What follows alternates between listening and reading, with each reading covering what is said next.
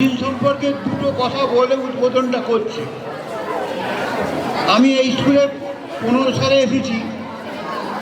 এসে আমি একটু লেখালেখি করি, আমার একটা কোনো বই বেরোয়, যেমন একটা অবসর বলে একটা পত্রিকা শ্রীরামপুরে বেরোয়, আমার লেখা টেখা থাকে, মানে এই অধমে একটু লেখা টেখা থাকে।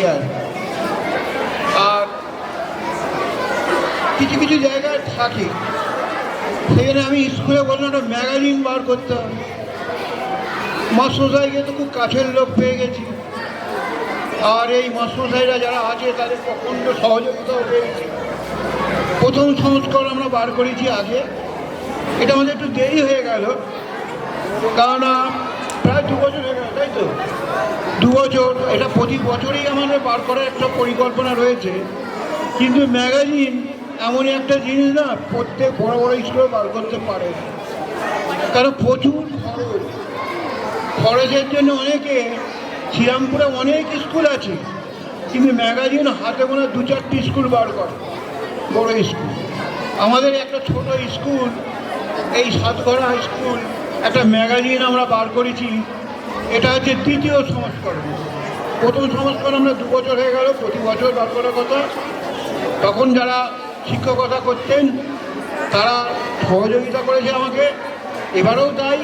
আমাকে কদিন ধরে প্রেসে খুব ঘোরাঘুরি করতে হয়েছে, সমস্ত একটু কারেকশন সব করে উঠতে পারিনি, কিন্তু একটু যদি ভুল ত্রুটি থাকে আপনারা নিজ বুঝে ক্ষমা করে নেবেন, কারণ এই প্রতিভা বিকাশের জন্যে এই ম্যাগাজিন হচ্ছে একটা প্রধান স্তম্ভ। ছাত্রছাত্রীদের প্রতিভা বিকাশের একটা স্থান হচ্ছে ম্যাগাজিন। এখন থেকে যদি লেখালেখির মধ্যে দিয়ে থাকে, আগামী দিনে যে আমাদের এতটা ছাত্রছাত্রীর মধ্যে কে যে একজন বড় লেখক হবে, কে যে একজন সাহিত্যিক কবি হবে না, কেউ বলতে পারে না।